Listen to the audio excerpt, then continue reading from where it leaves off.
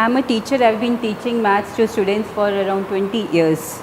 Earlier when I used to teach maths, like we didn't have the objects with which we could make the concept clear to the children. We would look for things around, show them, we would take them in the surroundings and show them things.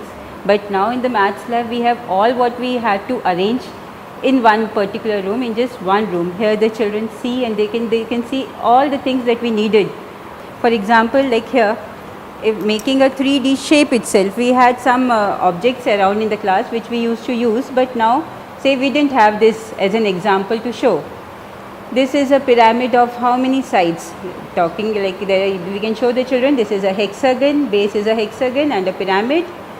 This is a regular hexagonal pyramid, and we can make them count the vertices and the faces. The concept of faces, the edges and the vertices can be easily given through these objects. Like similarly, these here the children these are the objects which we show them and they can use. And we also have these objects in our maths lab, using which they build their own. For example, like see this one. These are called the frameworks. The children join the frameworks and they make these 3D objects. So forming a shape helps them understand how the shape, what are the different faces, what is the shape of the face, what are the edges and the vertices. They understand very clearly when they make on their own. And similarly, like this, again, this is another way. Here they are using the framework. Here they use the segments, and they can see these white balls become the vertices.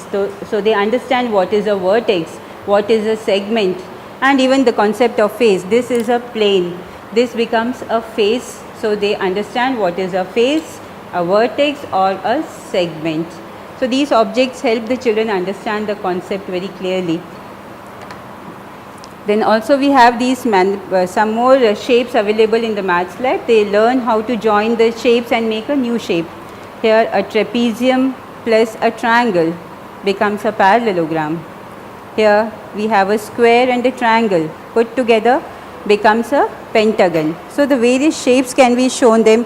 We have a regular pentagon. What is this shape? A hexagon. How can we make a hexagon? The children can use the manipulatives. They can put the triangles together and make a hexagon. So they learn how to make, how we get from basic shape, how we can get more better advanced shape. They learn how to use the basic shape to make a more complicated shape. Then we also have this geoboard, which we used to make the children put nails and or the all pins on the board and then and we used to use it. Now we have the ready-made geoboard. We just give them and the children are able to. All the children need to do is put the rubber band, count the segment and count the squares in between, and they are able to see the concept of the perimeter and the area. Just counting the squares give them the area, measuring the segment, which is 1, 2, 3, 4, 5 centimeter by 2 centimeters. The length and the width is of 2 centimeters. They can see, or 2 units. This is 5 units. Finding the perimeter and the area becomes very convenient through this. The senior children can also use it for verifying the algebraic properties, like the square.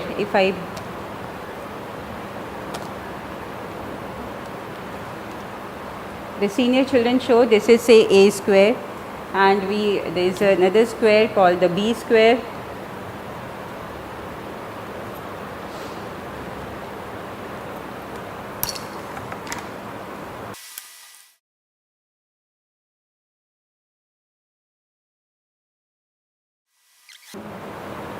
Like using this, the senior children show that a square plus b square, this square plus this much area, which is equal to AB, which is AB, and this again is AB and a b square. They divide it using the rubber bands into areas, and they verify the algebraic property.